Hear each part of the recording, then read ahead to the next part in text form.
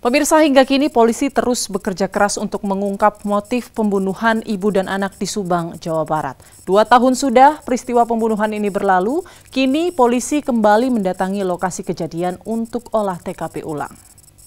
Mencari barang bukti golok yang digunakan untuk mengeksekusi korban dan memperjelas di mana korban dihabisi jadi tujuan utama olah TKP ulang ini dilakukan.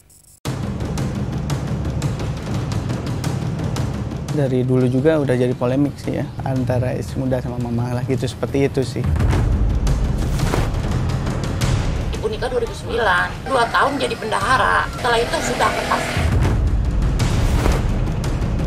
Ya semoga aja pelaku yang sebenarnya itu yang ditangkap, bukan secara tudingan-tudingan yang nggak jelas gitu lah.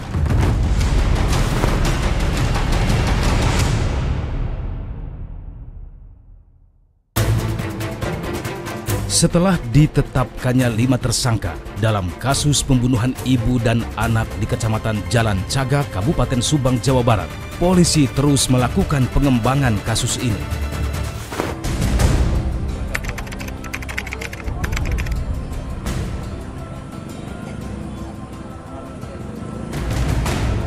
Pekan kemarin, aparat kepolisian daerah Jawa Barat kembali melakukan olah TKP di kediaman Tuti Suhartini dan anaknya, Amalia Mustika Ratu, ibu dan anak yang menjadi korban pembunuhan. Mengetahui kabar ini, ratusan warga langsung berkerumun di sekitar lokasi. Ada yang berkerumun persis di depan rumah korban, ada juga warga yang masuk ke area kebun warga. Mereka hanya ingin melihat jalannya olah TKP. Mereka penasaran dan ingin melihat langsung bagaimana pembunuhan ini bisa terjadi. Ternyata bukan hanya warga sekitar Subang yang datang ke lokasi tempat dilakukannya olah TKP. Mereka ada yang berasal dari luar Subang. Seperti Cindy misalnya, yang sejak awal terus mengikuti perkembangan kasus terbunuhnya Tuti Suhartini dan anaknya, Amel, sapaan akrab Amalia Mustika Ratu. Kenapa pengen datang ke sini? Soalnya kan sempat baca-baca berita, terus ramai juga di sosmed. Katanya tuh hari Selasa bakal ada olah TKP ulang. Nah, jadi saya penasaran, jauh-jauh dari Pantura datang ke sini. Berapa lama datang bisa sampai sini? Kurang lebih 2 jam sih, dari ujung ke ujung soalnya. Tapi memang sebelumnya ngikutin dari awal kasus ini? Iya, ngikutin dari awal. Jadi penasaran gitu ya? Iya, jadi penasaran. Harapan Teteh seperti apa sih Teh di olah TKP ini? Ya, semoga para tersangkanya bisa diadili seadil-adilnya dan bisa dihukum seberat-beratnya. Proses olah TKP ulang ini dikawal ketat aparat kepolisian bersenjata lengkap. Tak lama, nampak salah satu tersangka, Muhammad Ramdhanu alias Danu, dibawa ke dalam rumah. Danu diminta untuk menjelaskan proses terbunuhnya Tuti dan Amel. Selain itu, polisi juga terus menyisir sejumlah tempat di sekitar lokasi kejadian untuk mencari barang bukti golok yang digunakan oleh pelaku untuk mengeksekusi kedua korban. Bagian atap rumah pun tak luput dari penyisiran.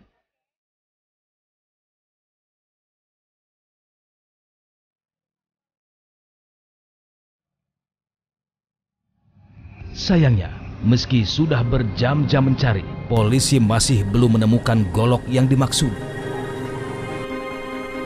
Meski demikian, menurut polisi, olah TKP yang digelar ini sesuai dengan keterangan Danu saat ia pertama kali mengaku sebagai orang yang mengetahui proses pembunuhan Tuti dan Amel.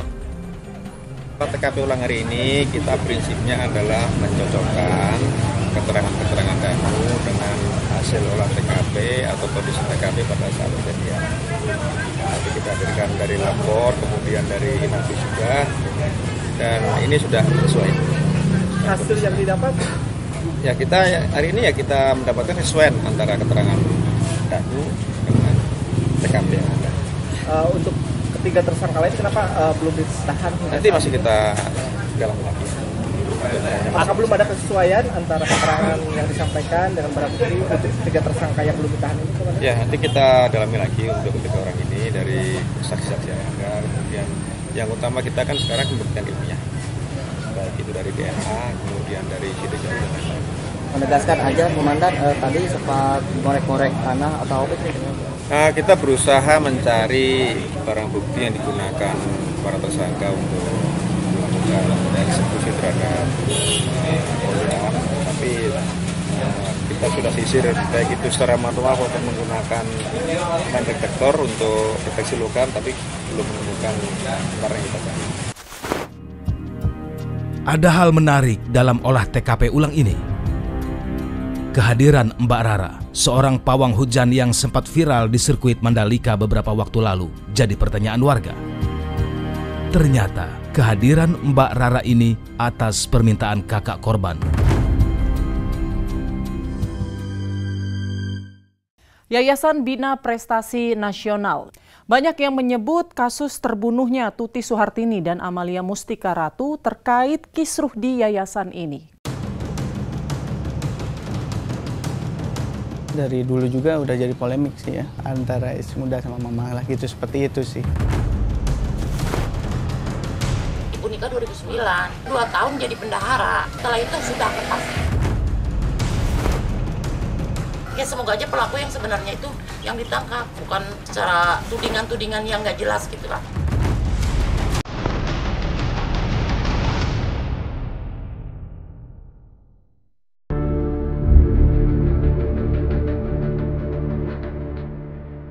Yayasan Bina Prestasi Nasional, yayasan yang mengelola tempat pendidikan setingkat SLTP dan SMK ini adalah milik Yosef Hidayah, salah satu tersangka dalam kasus pembunuhan ibu dan anak di Subang, Jawa Barat. Sejak peristiwa pembunuhan itu terjadi pada 18 Agustus 2021 lalu, kondisi sekolah sangat memprihatinkan. Beberapa gedung bangunan sekolah terlihat rusak. Meja belajar yang ada di ruangan kelas ini pun sudah berdebu. Dan tak ada aktivitas belajar mengajar di yayasan ini.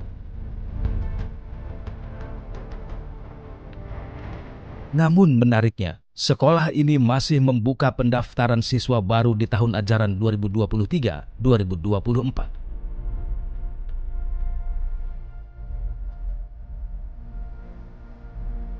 Yayasan sekolah ini dikelola oleh Yoris Raja Amalullah, anak tertua Yosef. Dan kisruh di yayasan ini disebut-sebut sebagai pemicu pembunuhan Tuti Suhartini dan anaknya, Amalia Mustika Ratu. Sengkarut di Yayasan Bina Prestasi Nasional ini pun sempat diungkap oleh Yoris kepada tim menyingkap tabir. Mungkin polemik sih, dari dulu juga udah jadi polemik sih ya. Apalagi kan ada ya inilah gitulah, antara istri muda sama mama lah gitu, seperti itu sih. Udah dari jauh-jauh hari juga ada sih. Ya dari pertama juga sih, saya kan nggak pernah dari manapun juga gitu kan, saya nggak pernah nyudutkan papa atau gimana kan. Kalau saya itu dari sekian waktu dulu di media-media itu kan cuma berkata sesuai yang saya ini di BAP juga sih gitu. Sesuai kenyataan yang ada lah gitu, keterangan yang ada. Ya, Mimin Mintarsi, istri kedua Yosef, memang sempat masuk dalam kepengurusan yayasan. Mimin ditunjuk sebagai bendahara yayasan sejak tahun 2009 hingga 2011. Posisinya kemudian digantikan oleh Amel dan Tuti, ibunya.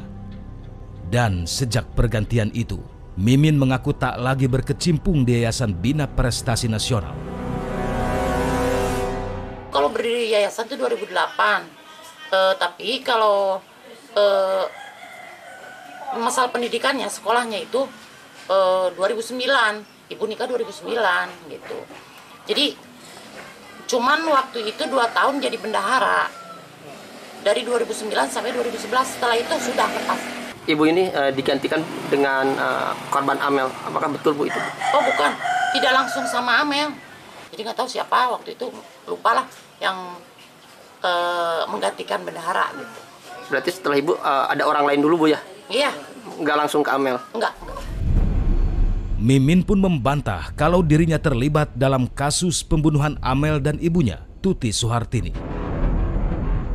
Selama ini mungkin ada perasaan merasa terganggu dengan kondisi aktivitas ibu sehari-hari dengan kondisi saat ini, Bu? Ya jelas lah, jelas sangat. Jadi gimana ya? Ya udah, berusaha untuk tegar aja gitu. Ya harus gimana ya, harus dihadapi. Harapan ibu, Bu? Harapan kami di sini sekeluarga ya, saya dan anak-anak semoga cepat terungkap, tapi yang pelaku yang sebenarnya. Sebagai informasi, selain tersangka Mimin Mintarsih, tersangka Muhammad Ramdanu alias Danu juga masuk dalam struktur kepengurusan di Yayasan Bina Prestasi Nasional. Danu bertugas sebagai staf tata usaha di yayasan tersebut.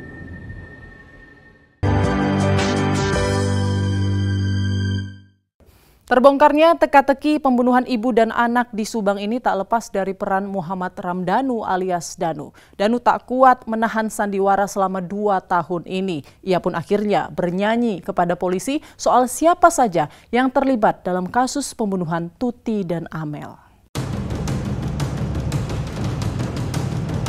Dari dulu juga udah jadi polemik sih ya, antara istri muda sama mama lah gitu, seperti itu sih. Ibu nikah 2009, 2 tahun jadi bendahara. Setelah itu sudah lepas. Ya semoga aja pelaku yang sebenarnya itu yang ditangkap, bukan secara tudingan-tudingan yang nggak jelas gitu lah.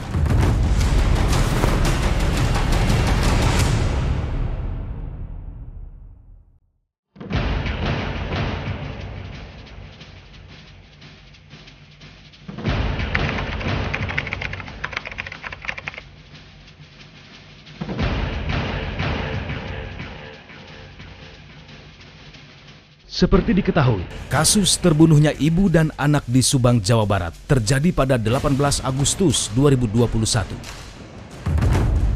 Korban Tuti Suhartini dan anaknya Amalia Mustika Ratu atau Amel ditemukan tewas di rumahnya, Kampung Ciseti, Kecamatan Jalan Cagak, Kabupaten Subang. Mayat keduanya ditemukan tertumpuk di dalam mobil yang terparkir di garasi.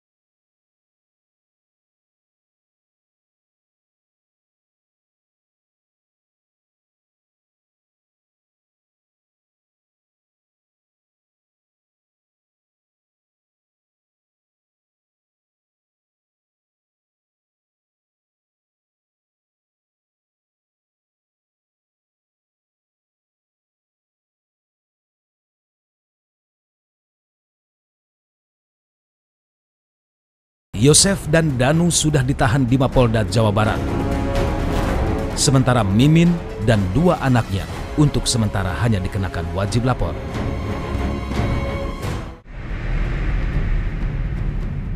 Terbongkarnya kasus ini tak lepas dari pengakuan Danu kepada penyidik Polda Jawa Barat. Danu bercerita soal orang-orang yang terlibat dalam kasus pembunuhan ini. Danu pun kini mengajukan diri menjadi justice kolaborator. MR ini kita mendapatkan beberapa orang yang menurut dia sebagai pelaku, kemudian kita lakukan penangkapan. Yang kita tahan sekarang 2 orang, yaitu YH dan MR. Dari MR sendiri ini, dia yang pertama diminta oleh YH untuk menemani ke TKP, ke rumah korban, kemudian dia menunggu di garasi ini sementara pengakuannya ya.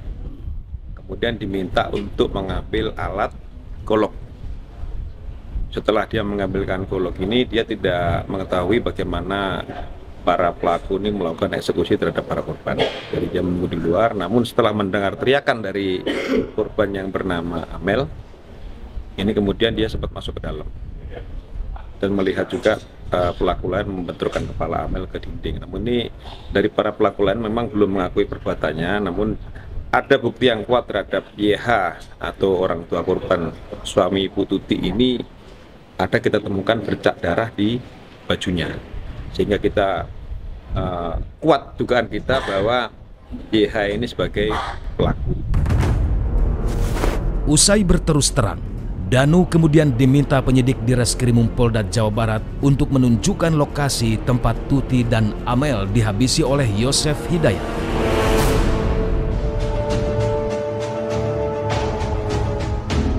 Yosef ternyata pelaku utama dalam kasus tewasnya Tuti dan Amel yang tak lain istri dan anak kandungnya. Selama 2 tahun ini, Yosef pandai bermain watak, seolah ia orang yang paling terpukul atas kematian anak dan istrinya. Semua saling memberikan doa yang terbaik.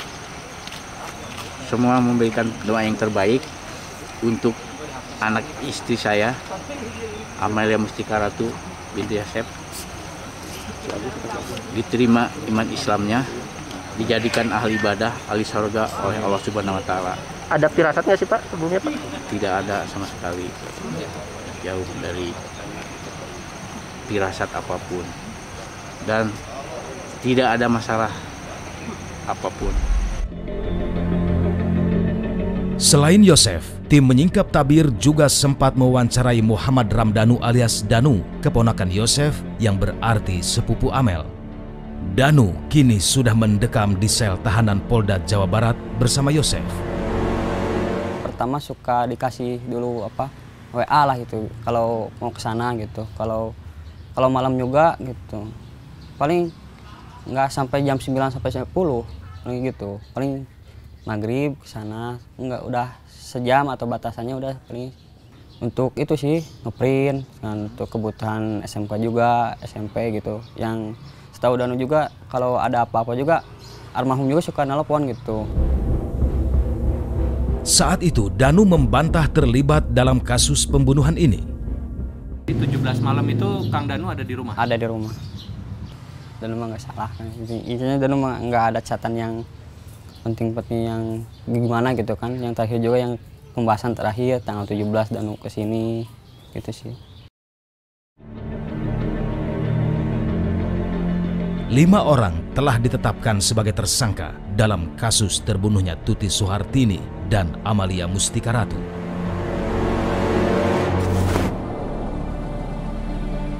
Meski demikian, masih banyak pertanyaan yang perlu dijawab aparat kepolisian. Apakah akan ada tersangka lain dalam kasus yang sempat menyita perhatian publik ini?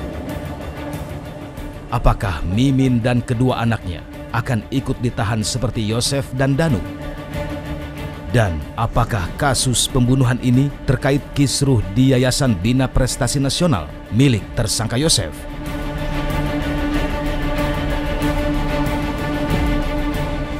Kita tunggu saja nanti.